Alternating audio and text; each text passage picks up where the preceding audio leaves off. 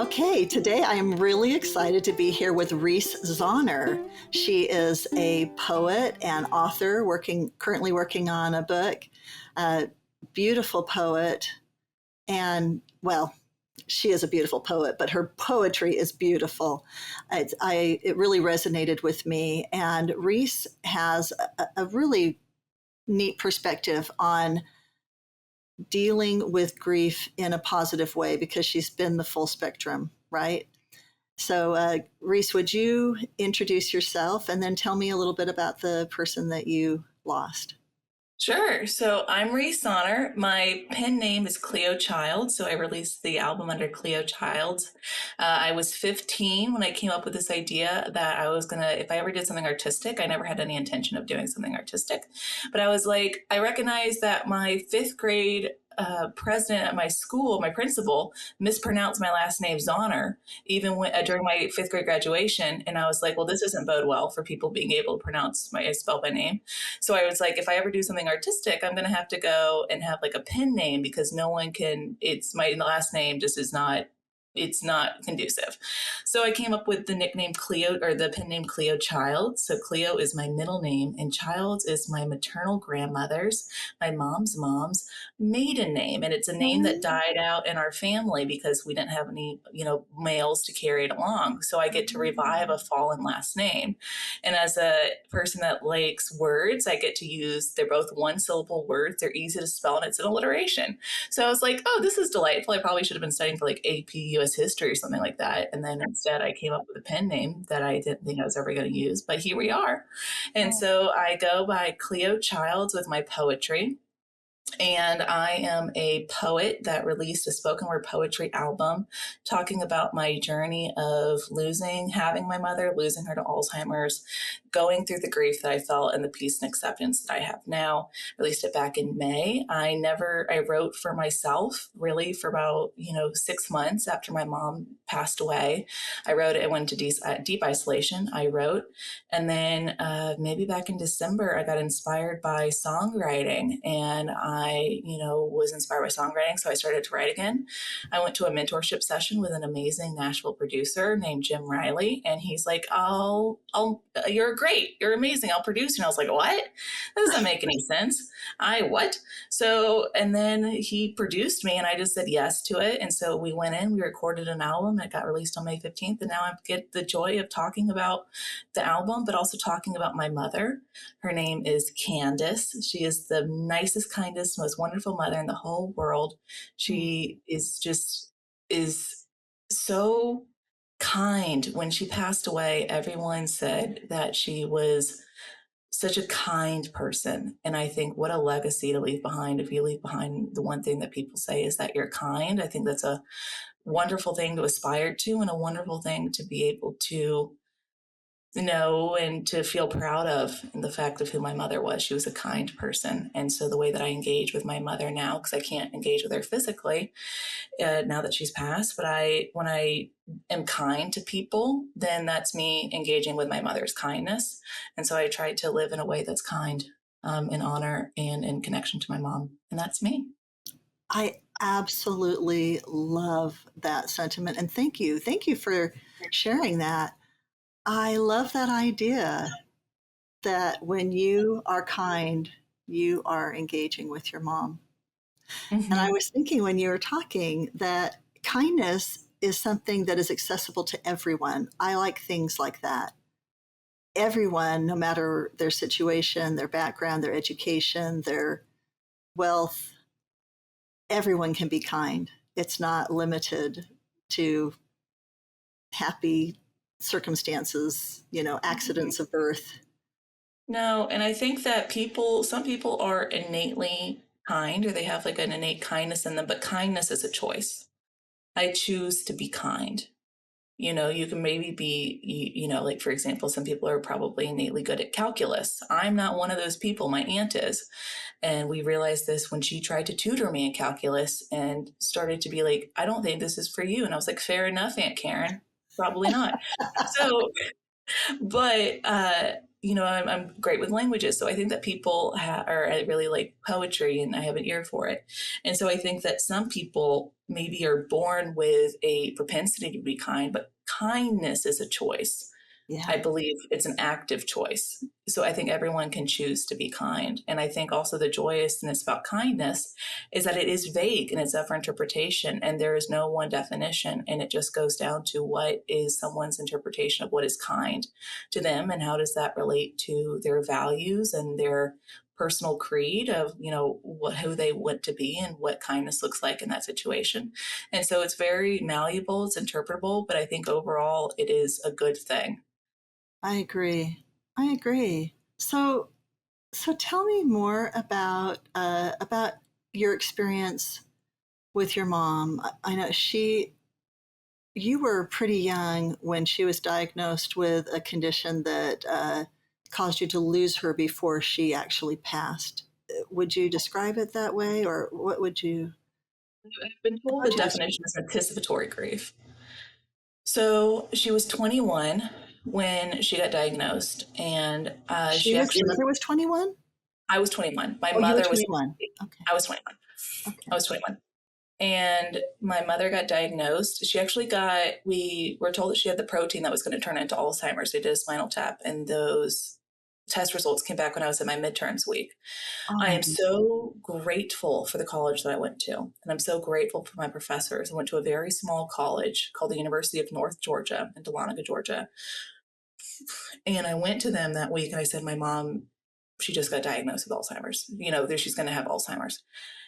It's midterms. Can I push my test back? They all allowed me to push my test back. And they said, take your time. And I think that I'm so grateful because at a bigger school, that may have not happened. My school worked with me, and I was doing an internship at that time, and they worked with me, and everyone, and I'm so worked with me, and I'm so grateful. And I honestly didn't realize what was happening. There was no way I could comprehend. Everyone else around me understood what this diagnosis meant. I was 21. I was in college. I had no idea. I had no idea. Um, that was one of my amazing, amazing, amazing bosses at the internship that I had. When I told them the day after, I went into work the day after, she said, A, Reese, what are you doing here? You need to go home. B, she said, you don't know it, but your life just changed. And I did not know it because there was no way that I could comprehend. I was 21. My mom got diagnosed with Alzheimer's. I heard about people getting diagnosed with cancer, maybe, or people losing parents to cancer, but to Alzheimer's at 21, just it didn't even occur to me. You weren't even in the phase of life where your friends are talking about their parents with dementia. Yeah, it was so foreign, and I went to all of these classes. Emory is an amazing. I'm grateful for a lot of things. I realized that is it was a hard, hard, hard thing that I went through, and I'm not discounting the hard, but I am grateful for the people that helped to ease the path when I was in it. The memory care, the Emory, they had a whole course, and my professors worked around me so I could go to it. When I was at my internship, my boss worked with me and my schedule so I could go to it with my mom. And we went to these courses to learn about what this disease was going to look like, what the path was going to take. They educated me. They gave me great resources, and everyone worked with me to make it not to make it as easy as possible, but to help to ease the path that I was on. Right. And I think that what someone can do in grief is you can't fix it for someone else. That's what I realized. There's no fixing grief, but there is easing the path of the person that's on it. And I think that's the best that you can do. So for example, when mom finally, I lost her unexpectedly. She was supposed to have 2 more years of life expectancy, and she died in the middle of the night on Halloween of 2021. Did not expect it. And some friends gave me food. They sent me an Uber Eats gift card, and I forgot to feed myself. And that's how they helped to ease the path. And then two friends of mine said, anytime you want to talk about her, please, I'd love to hear about her and learn who she is. That helped to ease the path. So she became not taboo, which I know is this a thing where when people go through grief, that sometimes their loved one becomes a taboo subject. And I did not have that experience because I had safe people who told me that anytime I could call them, anytime in the middle of the night, and talk about her, and they wanted to listen and wanted to learn. And so that's what I do now with people that are, going through grief when they have first lost someone, is I figure out what is the way that I can help to ease the path, not fix it. But usually I send them food, and I send them and I let them know that I'm happy to learn and about their loved one anytime, and they can call me anytime, and I can sit there and hold space for them. I love what you're saying here. And it goes back to that word kindness, right? Mhm. The because even though it was a small school or even at a big school, a lot of it depends on the individual in the circumstance, right? Your boss was kind, your professor was kind, these people were kind. They took a moment to see this human experience you were having, and maybe it's because they had experienced heartbreak as well, and so they knew a little bit about what you I mean, this is it's just this full circle that comes around. As you were saying, now when you are presented with someone who is grieving, your response is kindness. Mhm. Those same kindnesses that were extended. I love that. And I wonder if there's something generational about the taboo of speaking about the deceased. I know that there are people who are uncomfortable with it, Mhm.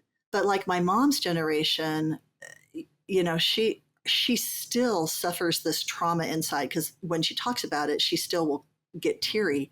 She had a brother who passed away at 3, and then a little sister that died at 4 months. And my mom is now in her 80s. She will still cry about the fact that immediately they cleaned out the room, they got rid of all the clothes, got rid of every reminder of her brother and sister. And this is a common thing that I hear from people in my mom's generation, that you just moved on and went, you swallowed all that grief and moved on. And I'm hoping that we are more able to talk about, to keep the memory of these people with us. I mean, I don't know if you think that might be a generational thing, or if in your experience it's just an individual thing with I different. have this theory that it's the hardest time to be a grieving person in human history. Now, Mm. I'm not a psychologist. I'm not an anthropologist. I'm not, I'm none of these things. Sociologist, but I am a thinker, and I have about 8 reasons, and let me see if I can list them out. Okay. Let's see. I've done it before. We'll see if we can do it under pressure. One, we are in a society where we deem that everything is fixable, right? We want to Oh, fix it. Okay. There's always a solution to a problem. One. Two, we're an instantaneous society where we feel like everything needs to be able to move on. Three, we have a lack of community in the same way that we used to growing up, particularly after, with suburbs and everything like that. This happened in the 20th century. We have lack of, or we have an increase of social isolation. We're in a epidemic of social isolation. You add grief onto that, that's becoming even more socially isolating. We are not around death as much as we used to be due to modern medicine. So we really don't, talk about it as much. What are the other ones? I had some good other ones. They'll probably come. I have a lazy Susan mind. So they can. I do the same thing. I usually call it a train. I'm like, don't worry, that train will come back around to the station. I've got a lazy Susan mind. And so I think, the other ones are, yeah, I think what we could talk about those is, more, we have a lack of rituals, right? So Yes. rituals are incredibly important in processing. And I think that, there's two other or three other ones, but we could talk about those. Is I think there's a lot of things that go into this idea of we are uncomfortable. Also, we don't like to sit in uncomfortable. Oh, that's another one. We could easily Yes. distract ourselves, right? So I think that there Yes. is this, not only we are encouraged and incentivized to distract ourselves from sitting still. We have the internet. We have things where we could go and find distractions, and we have our attention spans are very, much limited, more limited than they used to be. And so stillness and processing and sitting with emotions is not one that A is it's not easy to begin with. B, when you add in, being able to be easily distracted, it's much harder to sit in those emotions. Also, there's another one is that we've been deemed and told that there are good emotions and there's bad emotions, and we judge our emotions. And grief and sadness are bad emotions. We've been put on and told that they're bad. So then you have people in grief and they're going through all of this sadness, which we're told is bad. I'm using quotation marks here. So then you feel people don't want to talk about it and they don't want to go in. Then they feel like you can't fix it, which you can't. And they want to fix it. And then they feel like you should be getting over it sooner because we're in an instantaneous society, which you can't. Then you can't distract yourself, or you could distract yourself easily. And then, and it's just really, really difficult. And then you don't have the rituals that you used to have with mourning. You don't have mourning process. You don't have morning times like you used to have the Victorian times. So it's all of these things that are compounded. And I think if you take them as individuals, they're already very hard situations. And then you put them together, it makes it even more difficult. So from a generational perspective, I can't say because I haven't thought about it too much, but I do think that there's this idea of people, or I never felt this pressure, but I kind of did. Actually, I did a little bit. Is they're like, why don't you get over it? Right. You need to get over it. And then also, I wrote in a poem that well-meaning sympathies begin to lash. I think people know not what they do. They don't Yes. realize that what they're saying is harmful. And I'm explaining and I'm extrapolating on my album by writing a book. But what I wrote, I'm wondering if I can read you. Yes, please do. It's new, but it's called Our Wall. And I wrote this. It goes, how are you? The question keeps being asked to me. I'm riding a broken merry-go-round I can't stop from spinning. The truth is irrelevant. I know how you want this to play out. Feeling generous, I oblige. I lie. I lie with acceptable levels of sadness. I lie to build the wall to serve a sole purpose, to keep my grief on this side and your comfort on that side. I build it tall and wide and grand. Standing back to admire my handiwork, I push down my truth to the rhythmic beat of your grateful, thunderous approval and applause. Reese, that's really profound. I mean, you have encapsulated the experience of every grieving person. It's not intentional. Often when people ask, "How are you?" they kind of want to know. I mean, they care, but they really are hoping that the answer is, "I'm doing well, I'm managing, things are okay." But that was really, really well written. Thanks. Yeah, Thank you. I feel myself on the merry-go-round. Yeah, It's a broken merry-go-round. I broken can't stop. merry-go-round. And those who've been there get it. And a lot of times, you can find that solace and community with somebody who has also ridden their own broken merry-go-round. I have a close friend whose son passed away. He was tragically killed, and it was just such a shock. And I remember her specifically saying she wished people would quit asking her, "How are you doing?" And she found other ways to phrase for herself, "How are you managing?" was one, was kind of, it's a different way to ask the same question, but "How are you managing?" invites somebody to share what's really Mhm. happening. Well, and I think too is the idea is how are you doing is really vague. Mm. Yeah, And it invites a very vague answer, which is what they hope, I think, is I'm fine. right. Because they really hope you're fine. Because And they I think have, it's, because they don't know yeah, what to do to make it not fine. exactly.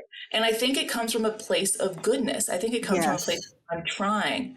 But I think that it's a question that people ask it genuinely, right, but I don't think people actually want the answer. right. So as I said, I know how you want this to play out. Feeling generous, I oblige. I Mm-hmm. lie.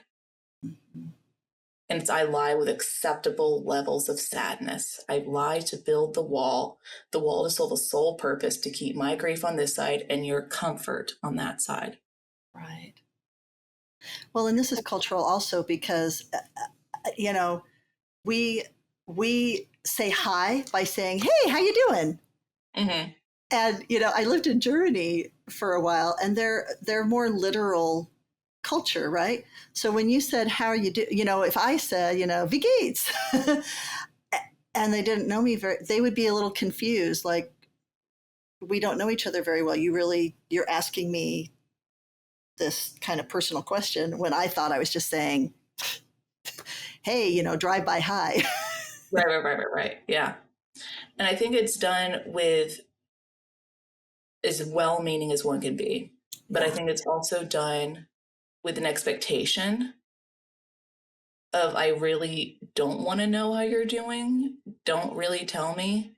And I yeah, feel like there's also a level in the person that is grieving, particularly, like I think about this all the time when I was in my deep grief right after mom passed.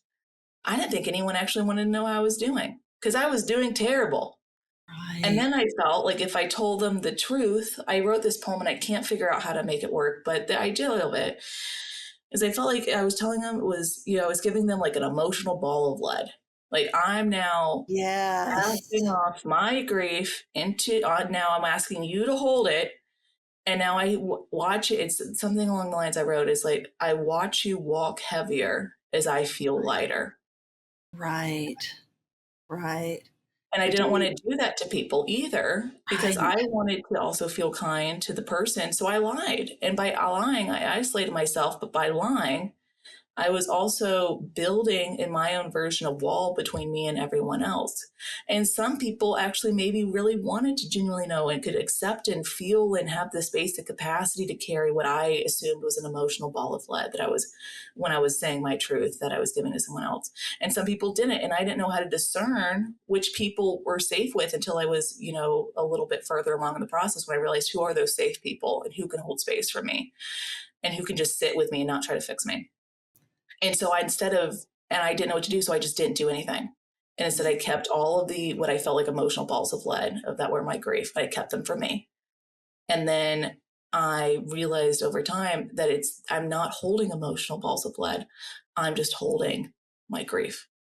And there are some people that I can share that with, and there's some people that I can't. And I had to discern over time who those people were and who are those safe people for me to be, who can hold the space that I need and who I can actually trust to hold that space without feeling resentment. How did you come to discern that? Do you have any examples? I was very fortunate because people told me who the safe people were. Really? They came to me and they said, I would love to learn about your mom. Mm. That's a safe person. Call me anytime. Anytime you want to talk about her, I want to know about her.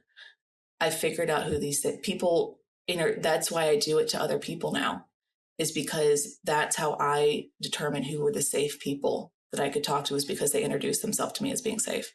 They introduced themselves as saying, I can hold space for you. And so I introduce myself when people are going through grief as saying, I can hold space for you.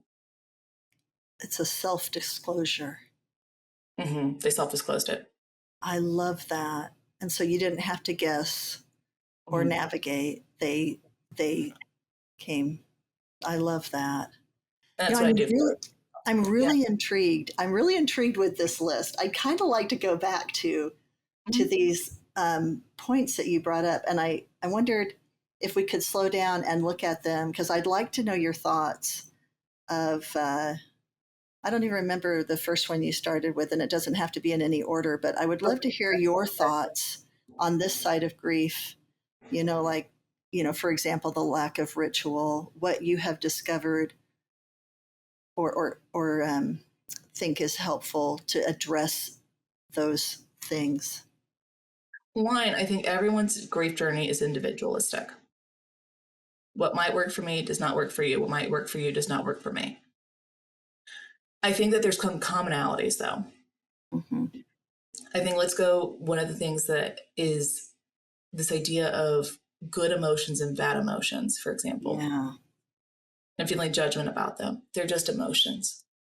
And what I did very early on, and I think this was I talked about this, but I think it's really important. For me, what worked for me is I used my best defense mechanism initially for grief when I went into grief, after I lost my mom unexpectedly, is I tried to learn it and I tried to intellectualize grief. Mm. I tried my best defense, which is to intellectualize and use my mind. I went to all the research papers about the physiological of grief. I went through all of the anthropological sessions about grief. I went through looked at all the different religions and how they went through grief, and I thought that would make it better, and it didn't. The only thing that made it better was to feel it. And I made the conscious decision to feel everything and that meant I suffered, but I felt sadness and I felt anger and bitterness and resentment. And I felt just, part of my French, I felt pissed off, but I also opened myself to feel joy and happiness and camaraderie and friendship and gratitude. And I didn't feel them. I felt them all interchangeably. So I thought that in grief, I also would only feel I would only feel gray. But I Mm-hmm. realized that some days I feel dark gray. Some days I feel light gray. Some days I feel red. Some days I feel blue. Some days I don't feel anything at all. Some days I feel everything. I thought I had this idea of what grief was going to be. And what it ended up being was so much different than it was. But by feeling everything, I was able to experience the plethora of emotions. And I didn't lock myself out of the quote unquote good ones. I was able to feel everything, including joy in my grief, and including gratitude in my grief, and including friendship. And if I had said, I'm not going to feel anything, then I would not have felt joy and gratitude and friendship in the same way that wouldn't have felt anger and bitterness and despair. Yeah, I totally agree. That's super insightful. And it was Yeah. hard and it sucked, but there was joy, and it was, it brought me back to my humanity. It brought me to my knees to the fact that I'm human. Right. And humans aren't just intellect. Yes, we're feelers, we're creators. Right. We are so Yeah. much more. And it also made me there's another one, Liza Susan. In our society today, we are shown that our value is in doing, not in being. I was shown Yes. value was in being, not in doing. I tried doing and it didn't help. So I tried being and that helped. And also, when you're a grieving person, what you need is not someone to try to do something for you other than to give you food, which is what I do, but no, not try to fix you, but they sit Right. with you and they just give you space. And that means that person is value is in being, not in doing, which is contrary to what society has told us our value is in. Right. Right. You know, you're articulating so many similar ideas that have been expressed over and over again as people have explored what it means to grieve well. But you articulate it so well, which just goes back to you're very good with words. You're able to articulate these really big ideas clearly. And so I really appreciate that. Yeah. If you ask me to do calculus, it's not going to happen. Or you ask me how a machine works. I have no clue how my pool pump works. But if you ask me what are my thoughts about philosophy, I can give you a good answer. You know, Right. yeah. Right. Okay, so let's go through another one. We've got the good emotion, bad emotion, the value in doing versus the value in being. Mm-hmm. You know, you talked about social isolation. Yeah, there's an epidemic of social isolation. The Surgeon General has said that we're in an epidemic of social isolation. And I felt socially isolated. I isolated myself. I think it's not something that everyone does, but I heard it's also not abnormal to isolate yourself. Right. Grief, I isolated myself for about 6 months. Yeah. And I wrote. All I did was I woke up, I wrote, and I would say that my relationships and my marriage suffered. I think that's Mm. something that sometimes not a lot of people talk about is my relationship suffered, but my relationship with my husband suffered too. Right. So I have two poems. Because he couldn't come into your isolation, He couldn't right? feel what I was feeling. And my husband is a wonderful person, but he also is a doer. And he Mm. had to learn how to become a beer. That Mm. I needed him to just be with me, not to fix me and do all of this stuff. And that is contrary to who he is as a person. Right, right. And so he knew your mom, Yes, he knew my and mom. and so he also had his own grief, and maybe his way of grieving was also to do. My husband is a very person that likes to busy himself. My husband's wonderful. I adore my Right. husband. I have the most wonderful husband in the whole world. But my husband has always, jokingly in college, they always said that he had like this little light that go bing, bing. And that's my husband going, I need to go do something. I need to go do something. Okay. And so my husband is just very active, and he has a kind of hard time to be like sit still and not do really anything. And I think that's just kind of his being. But He's my got mom knew that him. butterfly energy, right? Yes, very much. But luckily he knows how the pool pump works, so he can go figure out and do the pool pump, which is really nice. But my mom knew him. So my mom got diagnosed in, I believe it was September of 2015. I met my husband January of 2016. So he knew about her, and I Right. knew about her diagnosis. And she actually got to meet him. And she would ask me, when she still remembered who I was, she would ask about him as well as me. And then she was at my wedding. And so that was one of the times that she was cognizant, was at my wedding. She knew that her daughter was getting married, and she was really excited. And we have pictures, and it Wow. was just really one of these wonderful times. And he was so great with my mom. He really was. And he was along this journey with me. So he took this journey with me of losing my mother. And he's just been a wonderful support system. But our marriage suffered because I suffered and I went into isolation. So I wrote this poem. It'll be in the book that I'm editing, but it goes, his voice sounds of two pieces of glass scraping. His steps lumber. They crash through the hall. The gift of silence he doesn't buy me. Am I justified in my irritation, or am I a curmudgeon? When did quiet become a scarce commodity? What's the price it sells for these days? The noise of living suffocates me. My ears constantly beat and bombarded with sound. Snow falling in the early morning is my ideal roommate. A whispering breeze and I would make excellent neighbors. My husband is active, moving, loud. I wrote that in the middle of grief. Yeah. You know what I love? I love the poem. It's so descriptive. I absolutely love it. But I love that this is in the context of a good marriage, Mm-hmm. right? You Yeah. two are friends, you get each other, you love each other, you support each other, and yet you can have these kind of thoughts and feelings and experiences because grief is so hard. Yeah. Yeah. The other one I wrote is, my mother's death rips us apart. Pangea reduced to two islands, confined to share a marriage. We've been two islands for some time now, though we forget on occasion. Grief pushes his island further along. Loss of attention keeps him trailing behind me. I resent the crumbs of affection he asked me to give. They leave none for myself. We're caught in a game of cat and mouse. I can't get far enough away from him. He can't get close enough to me. Some way, somehow, one of us will snap. We're waiting it out to see which one. That's a really raw, I in wrote the that in moment. grief. Yeah. Yeah, because it's like, and I think I misread it, but it's loss of attention. Grief pushes my island further away. Loss of attention keeps him trailing behind me. Hmm.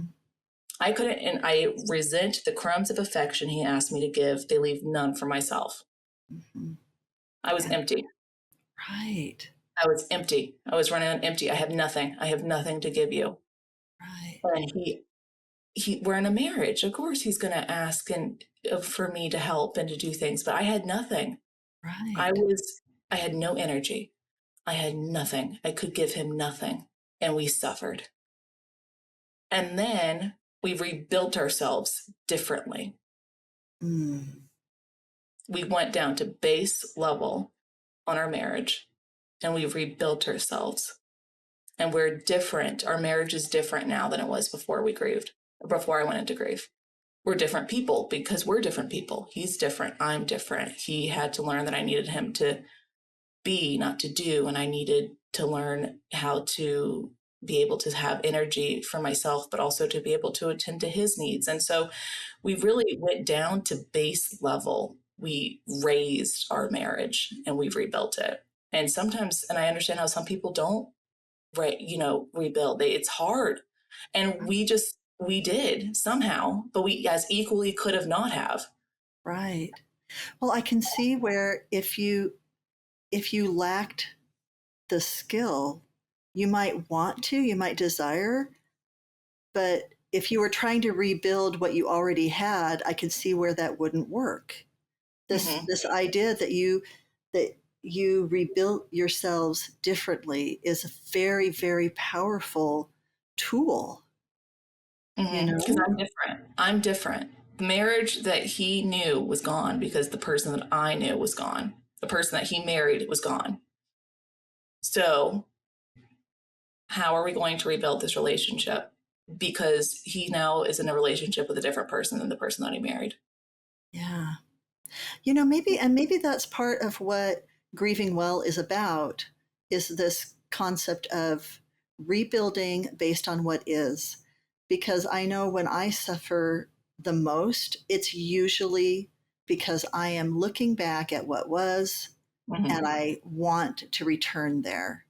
I want to reject this current reality, and you never can because it's gone. Well, one of the poems I wrote at the very end is my understanding. I was coming out of grief 6 months. I wasn't coming out of it, but the really intense parts. And my understanding of my entire process is there is no moving on. There's just moving with. I remember what was. I accept what is. I think I remember what was. I accept what is. I accept what I am. I accept what he is. I accept our situation. I accept I remember and I remember what was. I accept what is. I love that. That was my synthesis of the entire thing that I learned at grief. That's my wisdom that came out of grief. Yeah. That's very powerful. I I love what you're sharing. How do you feel like you've changed as a person since you're seeing yourself as rebuilt? How have you changed? Oh, I've changed so much. I think I've changed for the better. I'm a nicer, kinder, gentler, more giving of grace, more intentional, more grateful person. I like myself more, but I also value myself more. I There are certain things I have certain behaviors and things that I accepted beforehand that were really hard for me. Like I just accepted them. I no longer accept them. I'm really good with putting down boundaries. I think what I realized though is the finiteness of life. And I'm grateful for the lesson of the finiteness of life because it's made me more grateful. It's made me more alive. It's made me more present. It makes me more intentional. It makes the things that I'm going through, if they're really hard, I realize that there's probably a lesson that I can learn from them. And that's not always to say to this point though, is sometimes there's not a lesson to learn. Sometimes you're just going through something really hard. Right. There doesn't have to be a purpose for everything. I What I learn and where I feel that I grow is in the hard. I grow in my understanding, my empathy. I have much more empathy for people. I think that we're more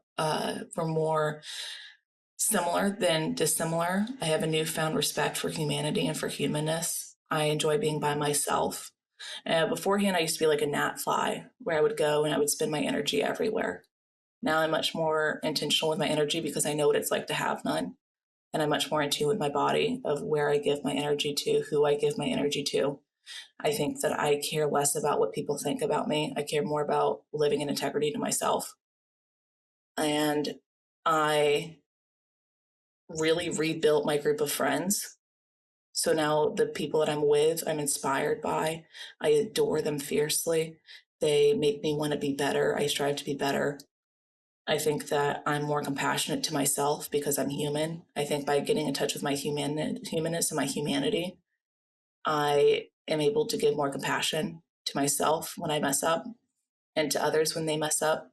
And I'm also able to determine if relationships are ones that I want to stay in or not. And I'm able to make the decision not more quickly, but I can discern ways because I realize that my energy is a finite resource and life is finite. And I'm really more intentional with where and who I spend my energy with. So I've changed completely.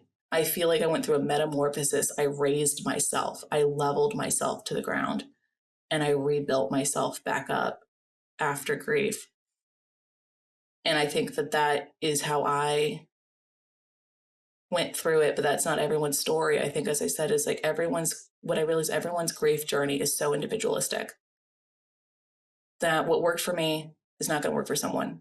It worked, when I say what worked, that's even like a interesting word, what I experienced, let's go with that as a better word. What I experienced is not going to, what everyone else has experienced. How I rebuilt myself is not how everyone else rebuilt. So some people don't need to rebuild themselves. Some people do. Some people choose not to.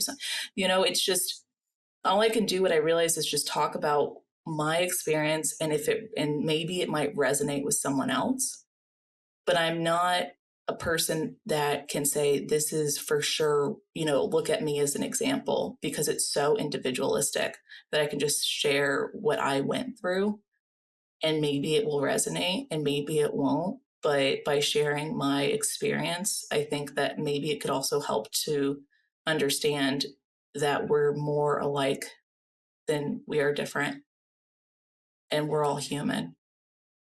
Well, absolutely. And I feel like you've really expressed that well, that we do have more in common than we have differently, and we do have different experiences.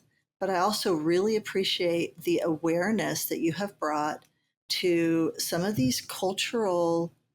um, these cultural norms that we have, because it might help someone to grieve better or to grieve well or in a way that leaves them not feeling so destroyed if they can recognize some of these concepts, like the idea around whether there's good or bad emotions.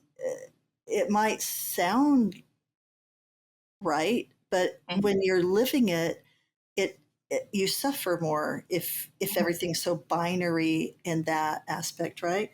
Or this concept of being rather than doing. Maybe someone might stop and see that in themselves, like, am I doing or am I being? And if I try to more intentionally be present with someone who is grieving or in my own grief, then then I can feel more whole, because that's what I see in you. Because you've absolutely described this dark period, this lead balloon, this self-isolation, that can't be where anybody wants to stay. That can't be where we want anyone we love to stay, right? Mm-hmm. And I appreciate these these ideas that you have brought up to the surface, because it gives me a lot to think about. I think that grieving is already hard, and then you add in the world that we live in, Mhm. and that makes it even harder. Well, even the idea that things are fixable. Yeah. I have plenty of friends. One of my good friends lost his wife, who was also a good friend, and he talked about how after her diagnosis, his energy 100% went into how can we cure her. Hmm. And That's another one. We live in a culture that, there we go, Lacey Susan. We live in a culture that is a life focused culture, not death right, focused culture. It's not even right, death focused, but we're life focused. She lost her battle, right? right. she Right. succumbed. There's all these words that really make not she was released or, she passed or Right. and also sometimes you want them to pass. Like for example, we didn't Right. want mom to suffer. She was Right. not so we were hoping for it and Mhm. it came unexpected. And I think that that's also sometimes a taboo thing where you're like, "Oh, I want the death of someone." Well, so you can't explain that. And then why are you grieving so much if you wanted it and it still could be seen as a good thing that you still wanted? Well, because we contain multitudes and we are complex and life is messy and feelings are messy and we're human. I said in one of the poems that mom did, because, uh, let's see, only death will I recognize when he incites my demise. Welcoming him open armed, I'll greet him without alarm, hang his wet coat up to dry, thank him for his service. Please welcome death as my friend when he visits at my end. Clean and bring out our finest china. Provide the fattened calf to our caller. Lay the table with grandmommy's silver. Shake his hand with grateful fervor. He's not stealing anything from us. He's giving up the greatest gift. He is returning me to you. My gosh, that gave me goosebumps. Right? But we don't see death that way. Right. But Right. that's my mom wanted it. We wanted it for her. Right. But Right. that's not socially acceptable. It feels like it's taboo to say that you want someone to pass or you want them not to be suffering anymore, and maybe it would help a little bit. It's I think that sometimes it's the fear associated with the unknown. mm-hmm, You know, I, I imagine if you're not sure, or if your greatest fear is that it's a cessation of existence and that's it, and you just have this little time, and then everything's black and nothing. I can see where that would be extremely painful um, perspective if it was just fear. I could see that. I think fear, and there's another way to look at it too. I think that though, I find that so joyous though somehow Mm. is the idea though that we're here for a little bit and we get to enjoy. We are in the grand cosmic scheme of things tiny, particles of dust. If you think about the grand cosmos, space freaks me out, by the way, which we talk about another podcast. Space, just the enormity of space, like my brain can't comprehend it. But then you think about the entire timeline of existence. You think about, all the people. We're like a speck of dust. Yeah, And I yeah. feel like, and then, the people, civilizations rise and they fall. That is the contract we enter into with life, is that there will be death and taxes. I think Yeah, Benjamin Franklin said that's so. right. But I think, but that's the contract, and but we don't think about. I think that there's so one something about it makes me so grateful every day. I'm so grateful because I say, what a day.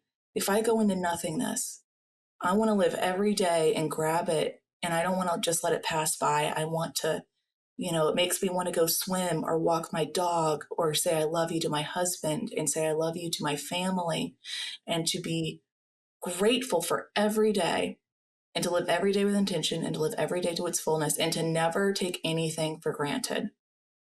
I'm so much more alive when I realize the finiteness of life. And I walked before my mother's death thinking I was going to live forever. And now I think that I'm going to die. And Right. that makes me so much more grateful and so much more alive and, Intentional, right? and intentional. Yeah. Yeah, that was one of the gifts that I feel like my late husband brought to me because he had been widowed young. It brought that awareness very early on that every day that we had together was a gift, Mm-hmm. that and I feel like it was a great it was a great perspective in our marriage. There were very few things that were worth fighting about, or losing our minds over, or yelling about, or things, even holding a grudge. Those things didn't really have a place within our marriage because every day was a gift. Yeah, and I wrote in one poem, and it's going to be released eventually in the future. I've recorded it and everything like that. But it's my perspective on life. But the chorus goes, or the refrain, or a little part of it goes, my belief system in life is it goes, um, I'm a happily employed gravedigger, working round the clock in fertile earth, preparing the bed I'll lay in beside you. Wow. It's incredible to think that you were able to get to there from that deepest, darkest day. Mm-hmm. It, it's such a miraculous metamorphosis, right? That this Yeah. rebuilding, and I'm so grateful for everything that you shared. It's been such an amazing conversation. I've written notes. I have so much to go and think about now, and thank you for sharing your poems. I am really excited to that we will be able to uh, have a podcast where we get to drop your first 4 poems, a little teaser. I hope that people will listen to that and want more, because I have loved what you've written, and it's interesting that something so deeply personal to you can have such a universal application, right? And so I'm really grateful that you've shared it, and that you've are finding ways to get these words out, because it puts words to thoughts and emotions and feelings and experiences that I've had in such a crisp, concise way, and I love that. Thank you. I realized someone said once that the more specific you can be, the more universal it becomes. And so I'm just telling my experience, but I know that it makes me feel not so alone. I think that we are more similar than different. And it just reminds me of the similarities that we have because we're all humans. Yeah, It makes me feel connected to other humans. yeah, I love that. Well, I feel like you've expressed this throughout this entire conversation, but I always end with the question, what do you think it means to grieve well? I think what's coming up is this idea is to grieve an integrity to yourself. Only you know what it means to grieve well. And only you can go on the journey. And you might go on one or you might be on it. But I hope that by hearing and listening to other people who have been on the journey and are still going on their journey, because we move with grief, we don't move on, we move with, that there's an understanding that everything everything changes. The feelings change, time changes, but you never lose them and you never stop loving them. And I feel like what I would say is to grieve well is to grieve with integrity to yourself and to know that your experience is valid, your feelings are valid, you are valued, you are valid, and you are on a journey that no one can walk, but other people have walked a journey similar to yours, and they have peace and acceptance. And maybe that can be a path for you too. Thank you. You're I welcome. appreciate that.